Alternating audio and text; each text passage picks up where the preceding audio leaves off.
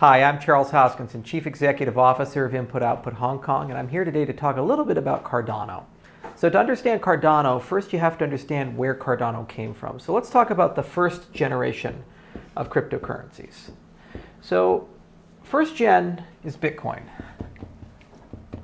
And the problem that Bitcoin was trying to solve was really, could we create a decentralized money? Could we create some sort of token that lives on some sort of decentralized blockchain maintained by people all around the world, and that token would be scarce and tradable.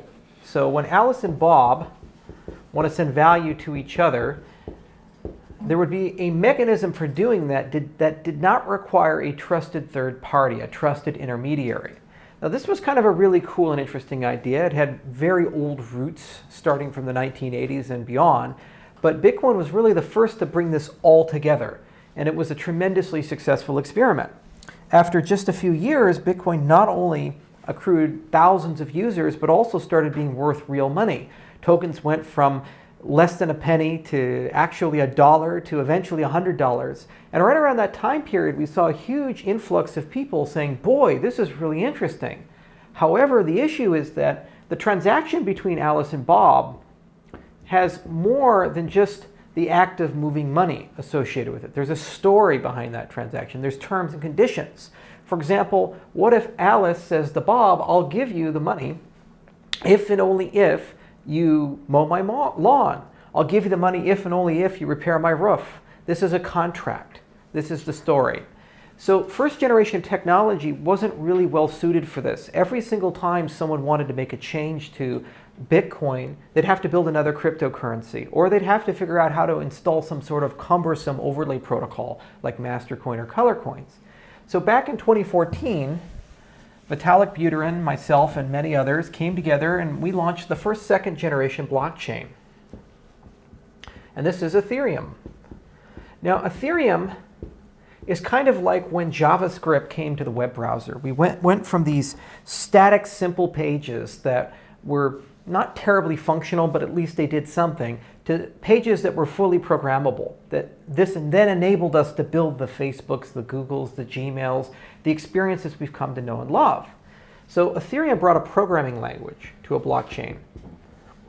So this programming language paradigm allowed smart contracts to be written to have customizable transactions. So when Alice sends that value to Bob, all those terms and conditions could then be embedded within the transaction, and it can be bespoke to her particular needs. Now this paradigm, like Bitcoin, also took off, and now Ethereum is among the largest of cryptocurrencies and has a huge developer community.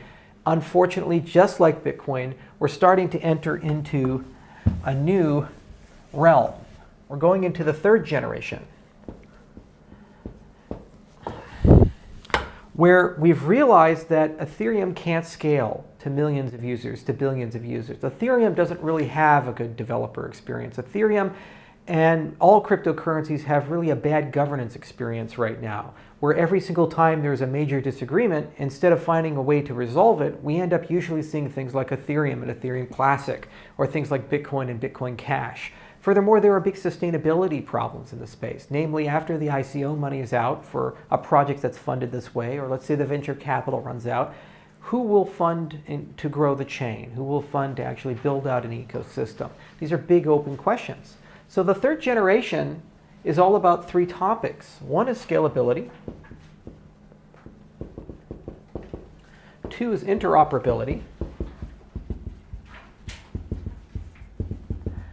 And finally, there's this notion of sustainability. So the Cardano project is really our philosophy, our vision on how to solve each of these categories in a way that we feel it's going to inherit the best features and lessons learned from generation 1 and generation 2, but also add a lot of new concepts and technology to the space.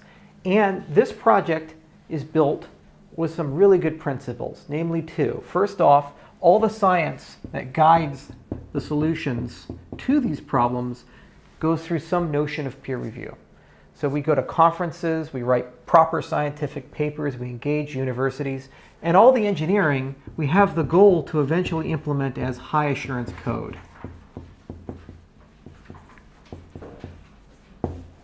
which means the same types of techniques one would see with the Shinkansen or a jet engine, where when the failure of the system results in human death, we can apply those techniques to our protocols engineering and development so that we have a much higher belief in the quality of the code. This avoids events like the DAO, the parity hack, and other such things as we've seen in the space. So let's go through each of these in more detail, starting with scalability. So scalability is kind of a loaded term, and it has a heck of a lot of meanings. But from a cryptocurrency's perspective, you can really think of scalability in 3 different perspectives. So one is scalability in terms of transactions per second. So you'll often hear people say, well, Bitcoin has 7 transactions per second, or Ethereum has 10 or 20 transactions per second, and this new protocol has 200 transactions or 300 transactions per second. There's this notion of how many transactions am I able to get into a block within some finite period of time. But it's not the only thing that you have to concern yourself with. Transactions carry data. And as you get more transactions, you require more network resources. So there's also this notion of bandwidth or network, where for a system to scale, if it's going to go to millions and billions of users, that system could require hundreds of megabytes to gigabytes per second of bandwidth to be able to support all the data flowing through it. This is very common in the enterprise world, but not quite where we need to be in the peer-to-peer world. And then finally, there's this notion of data scale. So blockchains store things, hopefully, forever. And so every time you put a transaction in, regardless if it's relevant or not, it ends up in the log. And as you have more and more transactions per second, you need more and more data. And as a consequence, blockchains will grow from megabytes to gigabytes to terabytes to petabytes and potentially even exabytes. Again, this is okay in the network world, but when we talk about a replicated system whose security model relies upon each node having a copy of the blockchain, this is not tractable for consumer hardware devices. So Cardano, what we're trying to do is figure out ways to solve these problems in a very elegant way.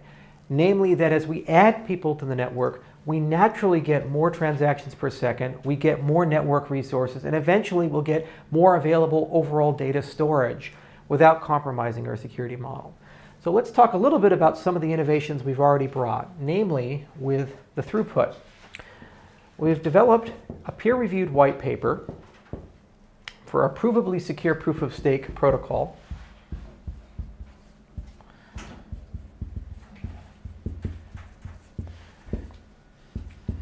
Called Ouroboros. And Ouroboros is among one of the most efficient consensus protocols in the cryptocurrency space. And it's the first to actually be proven secure in a very rigorous cryptographic way. The magic of Ouroboros is that it's been designed in a modular way. And it's been designed with future-proofing in its DNA. So, namely, how Ouroboros works is Ouroboros breaks the world into epochs.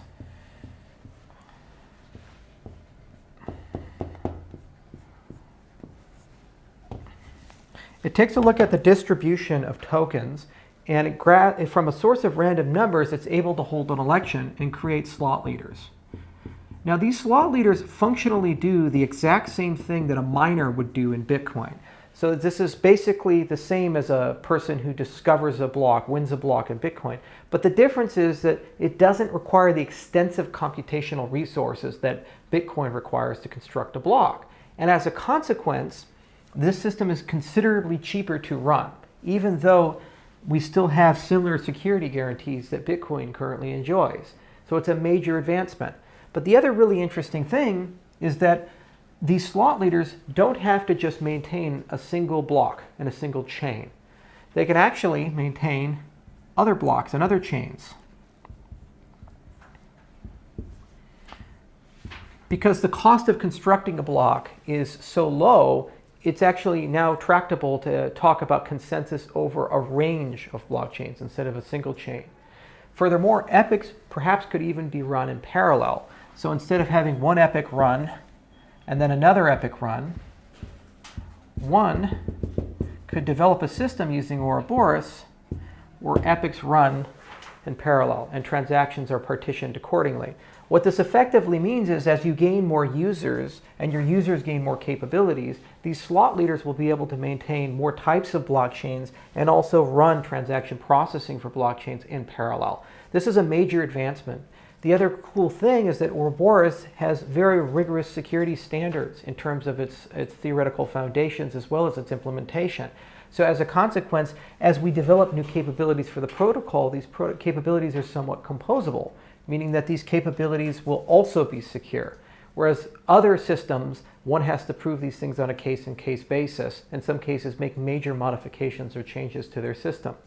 In addition to this, we intend on Ouroboros actually being quantum resistant sometime in 2018, hopefully, where when the slot leader signs these blocks, they'll be using a quantum resistant signature scheme, so we can get even more future proofing into the system.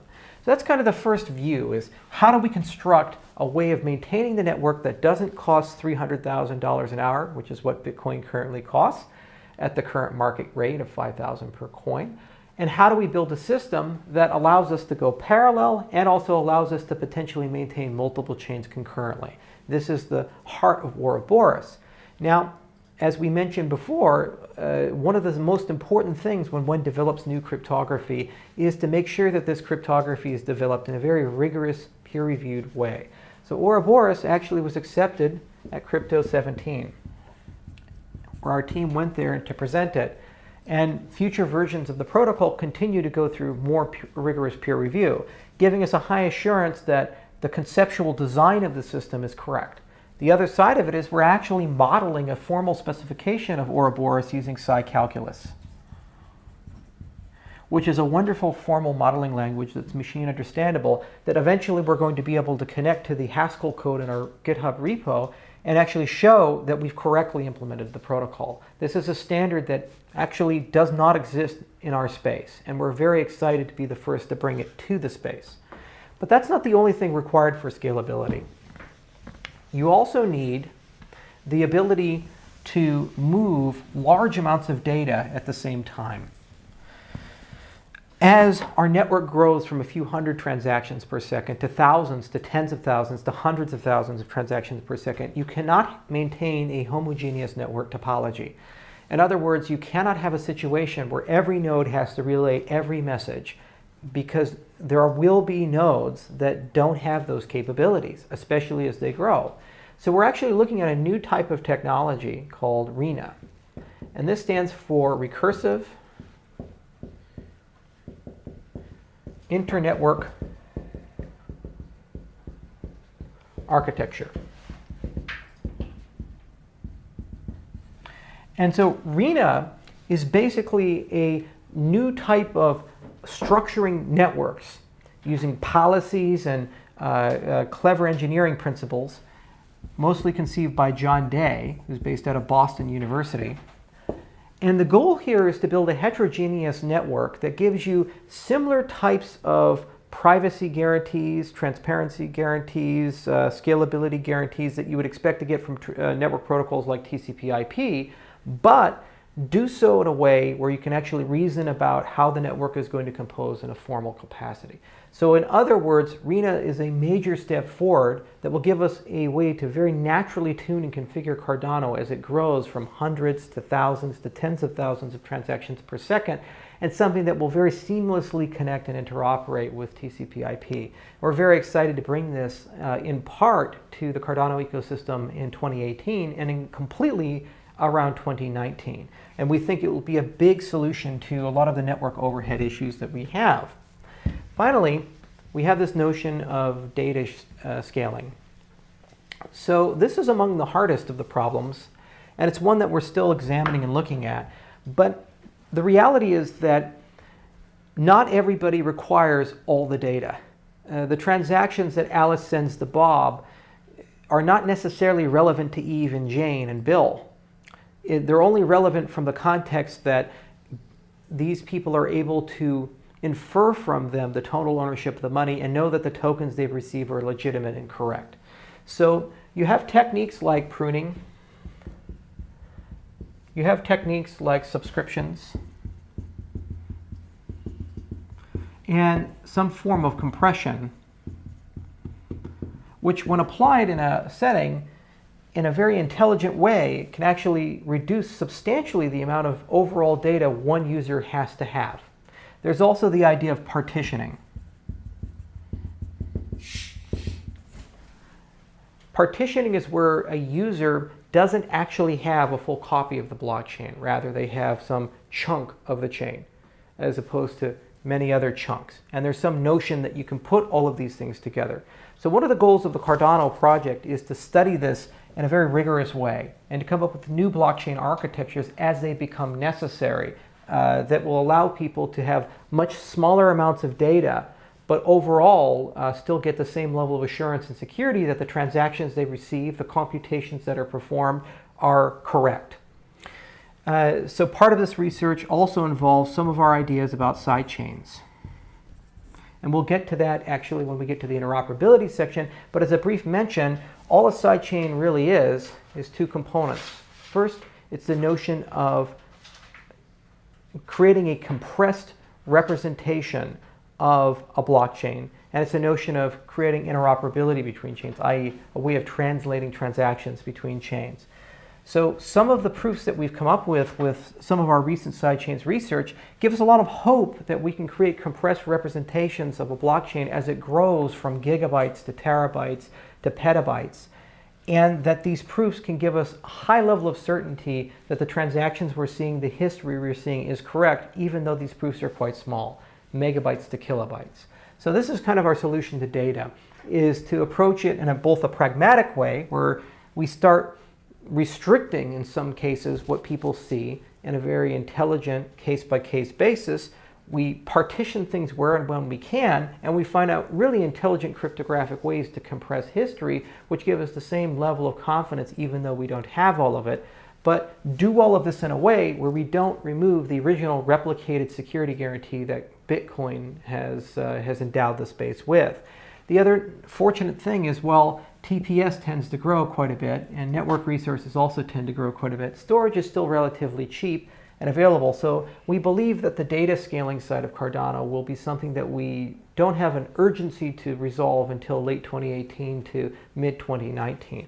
The research has just started at the University of Edinburgh, and we intend to continue it, and we believe we will have our first approaches probably by the middle part of 2018, and eventually have a total solution to this problem by the end of 2019 for the system. So this is kind of the first component. Let's build a protocol that allows us to scale up the transactions per second. So as we gain more people into the ecosystem, we get more throughput. Let's create a network stack developed by one of the early internet pioneers that has learned from some of the issues that TCP/IP has in other systems, and is a bit less fragile and a bit easier to configure and tune so that it can handle a large heterogeneous network based upon real-life scenarios. And let's come up with some clever ways of handling the use of data in our system without compromising our security guarantees. And also, when partitioning is adopted, similar to like BitTorrent, you actually gain a lot more resources for overall storage. So if we don't have to replicate the database, rather we can distribute it, there is some hope that we can build a large distributed file system for Cardano, and thus actually have total available petabytes of data, even though any particular user only has to have a small amount. So that's the first pillar, this notion of scalability. But the third generation demands two more, and therefore for the Cardano project we will do these things. First, there's this idea of interoperability. So interoperability is this idea that there will not be one token to rule them all. So sorry, Bitcoin. You're going to have many networks like Ethereum and Bitcoin and Ripple and legacy systems like the traditional bank networks running on older protocols like SWIFT and older settlement networks like ACH and so forth. And these systems all speak their own languages, and these systems all have their own business logic and rules. So currently, as it stands, it's very difficult for Ethereum and Bitcoin to understand each other. Substantially more so for the old banking networks, which have the added requirement of metadata and attribution to the transactions.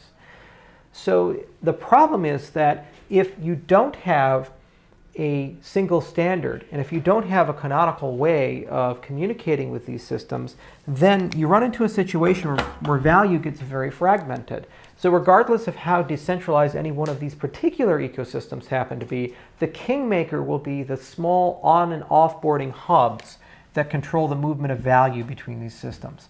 Currently, we are seeing those as exchanges, but there are others who could come, and these exchanges are very fragile.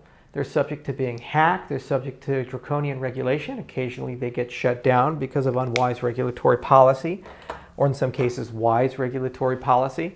And this is really not a good situation to be in for a supposedly decentralized, permissionless ecosystem, to have a small group of actors control whether one can convert their value from one system to another system. Furthermore, when people do business in this world, if these businesses are regulated or even semi-regulated, they usually do have to interface and interact with the traditional financial world. For example, let's say that you're a cryptocurrency company and you issue an ERC20 token. Okay, so that ERC20 token, let's say you have a crowd sale and you raise millions of dollars worth of Ether. And as an actual company with a bank account in a legal jurisdiction, you begin selling that Ether and deposit millions of dollars into your bank account. Well, then, bank is a regulated entity, and the first question they're going to ask is, where did you get these millions of dollars from? And the bank will then ask you to explain, to provide some data and details. You'll say, oh, well, I had a crowd sale and I sold an ERC20 token and I got a bunch of Ether. And they say, okay, well, who did you get it from? Who are your customers? And you respond, people over the internet. And unfortunately, that's really not a good answer. And this entity is a regulated business entity that has to file suspicious activity reports, that has to deal with people on their side, like the Treasury Department or maybe the European Union and so forth. These entities feel that this is a very risky proposition. And this is the unfortunate reality that we tend to live in our world. We have fragile interlinks throughout cryptocurrencies as well as the legacy financial system. And there's really no way to escalate transactions in a very natural way so that when one wants to do business with the legacy world, that metadata, that attribution, the compliance information that one would want to have is not present. And as a consequence, anybody doing business here automatically becomes a high-risk business. This is an unfortunate situation. So the idea of a third-generation cryptocurrency with respect to interoperability is a cryptocurrency that has the capacity of being able to understand and watch other cryptocurrencies. A cryptocurrency that when it sees Ethereum and an event occurring here can actually verify if that event is true or false.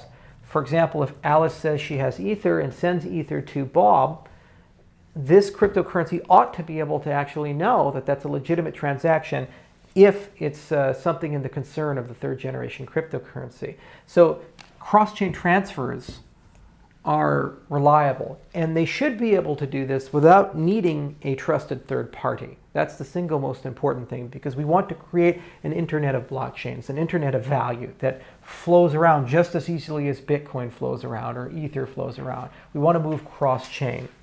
So the first component of that is to have some notion of sidechains.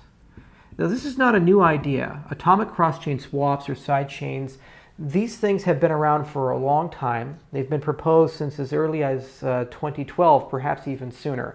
But the basic concept is that there is some way of structuring information from one chain to another chain such that when a transaction is sent, that compressed structuring of information gives you the ability to know if that transaction's legitimate or not.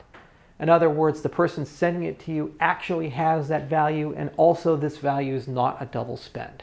It's a very important concept. The other side of it is that you have to have the ability to do this in a very compressed way. There are over 1,000 cryptocurrencies in use, and cryptocurrencies are becoming larger and larger. So you can't say, well, the only way to understand the other system is to have a copy of the entire blockchain of the other system. This is not a scalable solution. You have to be able to look at these systems in a very compressed way. So Cardano has started its sidechains effort. We recently published a paper with Andrew Miller, Dionysis Zindros, and Aglis Giassis. And this paper contains a very well thought out approach for how to generate proofs in the proof of work world, called non-interactive proofs of proof of work. And we're very hopeful that this approach can also be adapted in the proof of stake setting, and then these two things together, combined with some clever engineering, should allow us to have a pretty deep and detailed understanding of what's going on amongst other cryptocurrencies which are here to stay. However, this is only part of the story. Even if we can create a utopia where all blockchains can talk to each other and be seen and heard, and they go from blind, deaf, and dumb to very intelligent and verbose, the issue is that this world is still incompatible with this world, principally because of three factors. One is the notion of metadata. Two is the notion of attribution. And three is the notion of compliance. So, metadata is the story behind a transaction. It's not that you've spent $50 that matters. It's where did you spend it? What did you spend it on? To whom did you give it to? These types of things. That's metadata. It's really not well provisioned in the cryptocurrency space. However, it's the bread and butter of the legacy financial world. There's an enormous amount of value in the metadata of transactions. And in some cases, the metadata of transactions allows transactions to be put into a hierarchy of risk. Certain types of transactions are tremendously risky. For example, if there's a wire transfer between two American banks based in New York amongst large companies, this is very common and happens all the time. If there's a wire transfer from a small American company to a small Russian institution, which in turn then goes to Iran, which in turn then goes to South Africa, this is a totally different scenario. Even if the amounts are the same, the amount of hops, the people who've touched it, the nature of the organizations, how long they've been doing business, this is all metadata. The problem is that metadata is incredibly personal. It's incredibly private, and it has a big difficulty in the cryptocurrency space because all the transactions here are permanent. They live on a blockchain. They're transparent. And the minute that we would attach metadata to a transaction here, we'd run into a situation where we could be potentially exposing very sensitive information to the general public. So one of the goals of the Cardano project is to figure out where, when, and how we can put metadata on a blockchain and benefit from some of the factors that we really care about, such as auditability as well as immutability and timestamping. Because tampering with metadata is a very risky thing. It's very important in cases to have this, but at the same time, posting metadata to a blockchain in a responsible way, perhaps encrypted, or perhaps with a special scheme that only allows certain people to see it, whereas others cannot. Attribution is about identity. It's about the naming of actors involved in a transaction. It's a subset of metadata, but it's so important it deserves its own consideration. It's not just good enough to know the story behind the transaction. You have to know where the money came from and where the money's going. That's Alice to Bob, JP Morgan Chase to Wells Fargo, and so forth. This is so incredibly important that we've decided to try to construct a way where if one desires to add attribution to a transaction, it can be done in a pretty streamlined and easy way. But the difficulty is establishing a web of trust or some sort of identity hierarchy. One of the reasons why we live in an internet with passwords and usernames is because we actually don't have a good way of identifying the people on the internet. It would be great if everybody had a public key and there was an easy way to distribute these things and an easy way to verify that Bob's public key was actually Bob's public key. And this was one of the goals of the PGP project. It was never realized. As a consequence, the second consolation prize that we've had to deal with on the internet has been this terrible dystopia where one has a username and a password, usually easy to guess, usually easy to hack, and usually reused amongst many different websites, and causes certainly a lot of problems. So the same problem there is incumbent here. The difference is that cryptocurrencies are factories for cryptographic credentials. They give you a place to store public keys, they give you a place to store a web of trust, and a whole bunch of cryptographic mechanisms that go above and beyond what one would see in a normal website. Cryptocurrencies are basically factories for cryptographic credentials. unlike normal websites or unlike the current internet, cryptocurrencies give you the ability to organize, manage, store public keys, and develop all kinds of webs of trust, as well as an even more advanced layered cryptography, which has been invented over the last 20 years.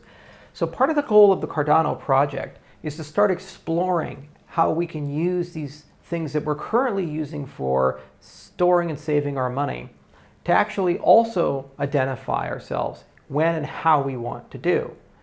And the hope is that this can then be used when people are required to give attribution to transactions. For example, perhaps when they send value to an exchange or back, they can do so in a very graceful and easy way. Now, the final component is this compliance component, and compliance is a construction of things like KYC, which stands for Know Your Customer, things like AML, it stands for anti-money laundering, and things like anti-terrorist financing, ATF. And basically, they're all the same notion of there's a transaction that's occurred. What do we know about this transaction such that we can say it's a legitimate transaction? This is something that is not really considered in the crypto world, but it's the bread and butter of every single financial institution, whether they're an exchange, they are a bank, or anybody who's in a position to be a money service business where they're handling money on behalf of somebody else.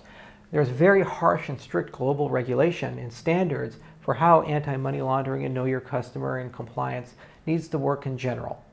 So, with respect to this, our hope is that we can find a healthy balance where once we've distributed these cryptographic credentials and once we have provisions for metadata, that these two factors can be put together in a very creative way on a case-by-case basis and a voluntary basis, so that when somebody in the crypto world wants to do business in the legacy world, they have an ability to escalate the transaction from a standard cryptocurrency transaction to one that a bank would actually recognize and feel very comfortable with. For example, the scenario that we gave in the beginning of this presentation about this ERC20 token crowd sale, one could entirely imagine the idea of saying that the only way one can send Ether to this transaction would be if it's stamped with some metadata accessible to the person being sent to, and it has some identity information that's transitive such that when they cash out and go to the bank, they can disclose that to the bank. But the key here is doing this in a way that protects privacy and doing this in a way that doesn't necessarily make people custodians of the data. As we've seen with the Equifax hack and other such things, custodianship of personally identifiable information is quite problematic. So a big goal of the Cardano project is to explore this side of the space using new cryptography, using optional metadata, and also using things like trusted hardware, for example, which give us all kinds of capabilities, from very secure ways to store credentials to the ability to provide guarantees that data has been destroyed after a period of time, to things like geotagging, for example. So this is the interoperability side. And if we're successful with this, we can really think of Cardano as that glue that can facilitate the internet of blockchains, where Bitcoin can stay Bitcoin, Ethereum can stay as Ethereum, Ripple can stay as Ripple, and the banks don't have to change much, but Cardano provides that necessary bridge that isn't centralized and isn't fragile. Rather, it's a large decentralized network, and it really ushers in this great new era of interoperability. In the last two sections, we talked about scalability and interoperability, respectively. But the third pillar of a third-generation blockchain and what Cardano aspires to be, and probably one of the most important of the three pillars, is this idea of sustainability. And you could break sustainability into two components. First, there's the idea of how do we pay for things?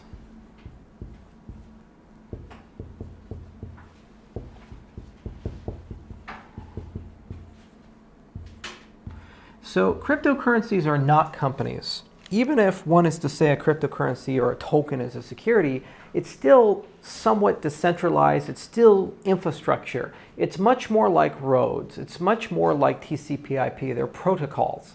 And so when you talk about a protocol that's open source, the idea is to minimize the operational cost of that protocol. So things like putting tolls on the protocol or intellectual property on the protocol, even if it's well intended, for example, to fund a foundation, are likely to be less competitive than completely open, completely free protocols.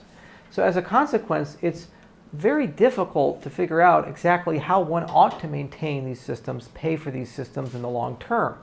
So certain proposals such as a patronage type of model where a corporation decides to volunteer its developers may work in the short term, but the challenge is that those developers end up having a huge amount of influence over the evolution and growth of the system. So one can argue that a patronage model will lead to centralization of power into the hands of a few companies that want to modify the protocol in a certain direction. For example, right now, the W3C is having a large debate about bringing DRM into the browser.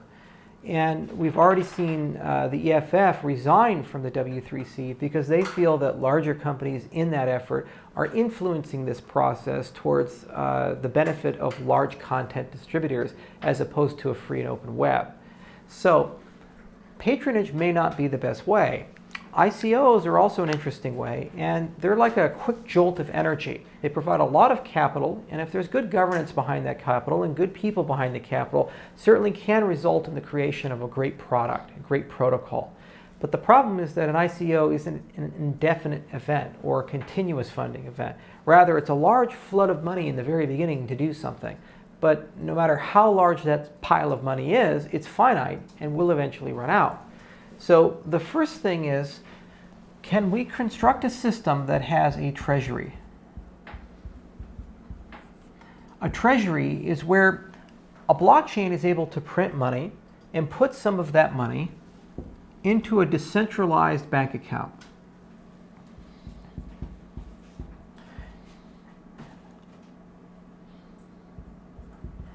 And that decentralized bank account is funded through inflation. So the first to pioneer this model was Dash. If you look at Bitcoin, every time a block is produced, it started with 50 coins per every block, and then it decreased by a factor of 2 every 4 years, and now we're down to 12.5. All of that goes to the miner. With the Dash model, instead of having all of it go to the miner, some of it actually goes into this decentralized bank account. Then there is a democratic method to vote on funding proposals. So what Bob can do is Bob can submit a ballot to the Treasury. And then the token holders can vote.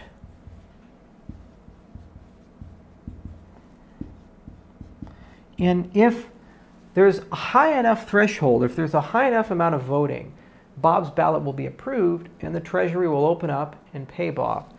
So this abstract model is actually incredibly robust because it has a way of being refilled on a continuous basis. It's directly proportional to the overall influence and size of the currency. So as the currency grows, it has more and more resources available, which in turn can be spent to grow the currency. So there's a positive feedback loop. And also it has a democratic process, a democratic participation connected to the system that allows the stakeholders in the system to start having discussions about priorities, namely what ballots ought to be funded. For example, Bob can say, I'm a developer and I want to sustain the system, and submit a ballot. And then Alice can say, I'm a marketer and I want to market the system and create content and videos. And now the token holders get to choose what do they think is a higher priority, further development or marketing. Or perhaps a scientist wants to write a new protocol to improve the existing protocol. Maybe it's a new privacy primitive, for example. Or maybe it's a bit more security with the network stack or a bit more anonymity with the network stack. So instead of going to the National Science Foundation or the European Union and trying to get a traditional research grant, scientists of the future may even be able to use the Treasury model to propose funding for research. Or perhaps you're an application developer, a dApp developer. Maybe you want to bring state channels to Ethereum. Under the current model, one has to do an ICO or something along those lines. Issue an unnecessary token that really doesn't provide any utility above and beyond what Ether provides, but do so to raise capital in order to be able to bring this innovation to the system. Instead of having that and segregating value away from the principal token, the token holders now have a mechanism where they actually can provide funding for this dApp. And that's a really exciting proposition. The challenge, however, is that the construction of such a system is a tremendous endeavor and requires quite a bit of deep thought. First off, there has to be a proper and fair voting system. Second, there has to be incentives to vote, incentives to participate above and beyond some notion that this system is going to be a common good. There's a kind of a tragedy of commons notion there. Third, there has to be an easy way to submit ballots, but do so in a way where ballots actually, the reasonable ballots, have higher precedence and priorities over absurd ballots. And do this all in a way that's completely decentralized, and do this all in a way that is somewhat distributed and doesn't require centralized governance. So a treasury is quite hard. Dash had a first example of it, and they've had tremendous success as a project as a consequence. So at IOHK, we are quite interested in this model, and we think this is one of the single most important things about sustainability, because it's leaving something behind embedded within the system itself that allows the system to pay for its own bills. Yet it is, as I mentioned, quite a bit of research. So we've already started the process.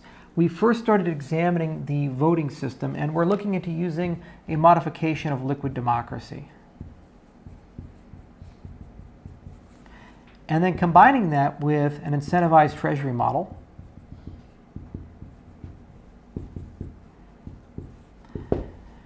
That we have developed with a joint partnership with researchers at Lancaster University, as well as some of our personnel that come from Ukraine.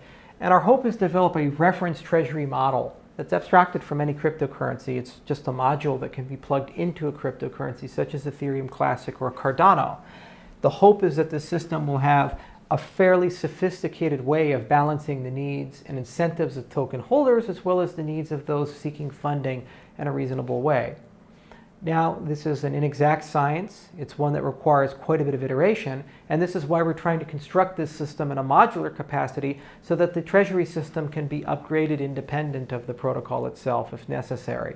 So this is something we're very excited about. We should be publishing a paper fairly soon, in Q4 of 2017, and our hope is to roll out the first generation of the reference treasury model into the Cardano protocol by about the middle part to the end of 2018. Depending upon how long the research takes. But there's another side to sustainability. It's not just about how do we pay for things. It's also about where should we go? And this is an even bigger meta question.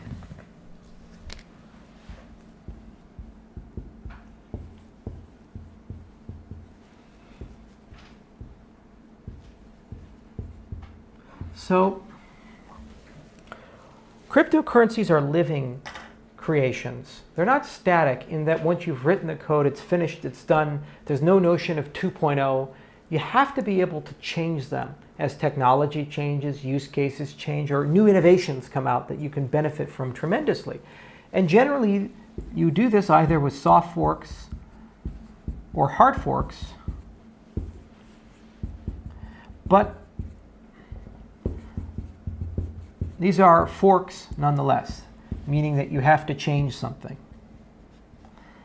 The problem is that in current cryptocurrencies, generation 1 and 2, there is no canonical way of deciding which fork is proper amongst many that have been proposed.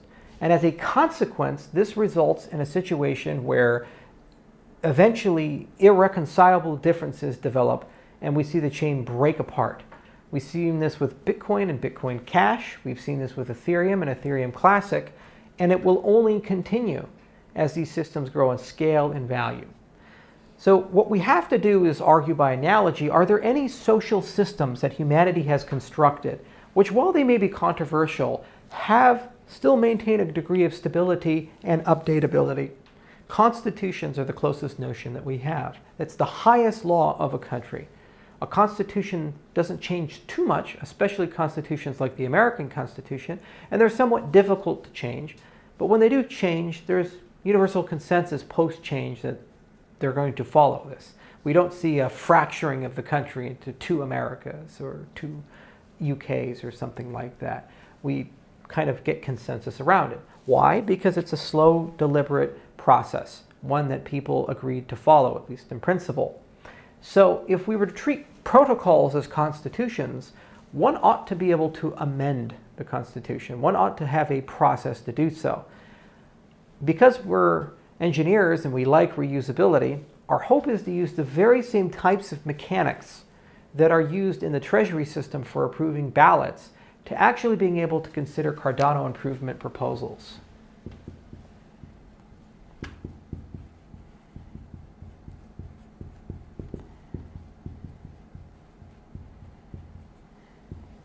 So Alice or Bob, the developer, can propose a SIP, and then there's going to be a process which Alice and Bob can follow that allows the network to vote on whether this should be ratified or not.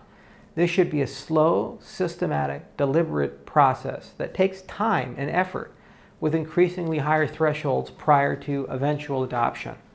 Now, the first generation of this technology is more about process and mechanism. It's a meta consideration that lives outside of the network but relies on tools within the network. For example, the ability to do voting by stake weight. Later versions, we're going to explore the idea of converting a Cardano improvement proposal into something that's machine understandable.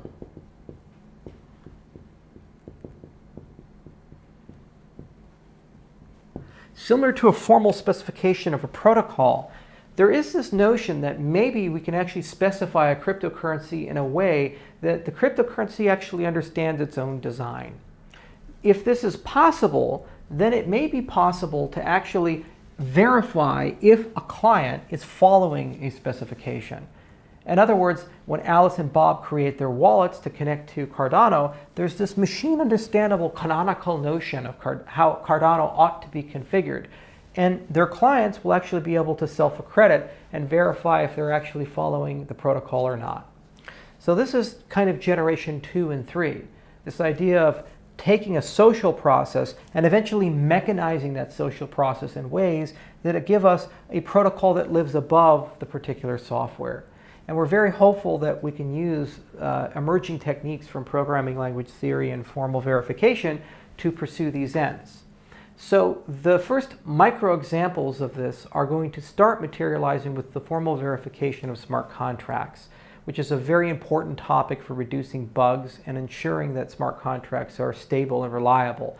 And this is an area of research that we're pursuing very vigorously at IOHK, and we intend on having several publications come out throughout 2018.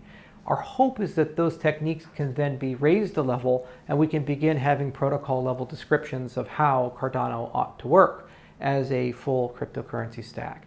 And then eventually we can pursue formal verification that clients are connected to a specification. In the short term, however, the Cardano improvement proposal process will be completely written up by Q1 of 2018, and IOHK will begin following that process as it upgrades and iterates the Cardano protocol. And once our treasury voting system is in place, we will make special accommodations so that every Cardano improvement proposal can eventually go through a process of voting with higher rigor on hard forks and less rigor on soft forks. But nonetheless, there's still some notion of this. We already have an upgrade system built in. If one goes to Cardano docs, there is a specification on cardanodocs.com for how that system works. And later on, that system will be superseded by our new voting system that we intend on rolling out with the Treasury. So this is sustainability in a nutshell. It is our view on how we should responsibly pay for things and our view of where should we go. As protocols start, there's usually a lot of founder vision and a lot of initial philosophy, but as more people come into the ecosystem, as more hopes and dreams get invested into the ecosystem, eventually these ecosystems grow beyond their founders. And so it's incredibly important to have a process for changing the protocol in a very slow, deliberate, methodical way that's as inclusive as possible and as resistant as possible to any particular power broker's ability or machinations. So that's Cardano. Cardano is a third generation protocol. It's built with peer review. It's built with high assurance software standards. It's built in Haskell, my favorite programming language. It's built by a large international team and we're very well funded, and IOHK is committed to it until 2020. And it's built to be sustainable, interoperable, and scalable. Our view of how do we get cryptocurrencies from the first million to the first billion. Thank you so much for watching, and I hope to hear from you guys soon.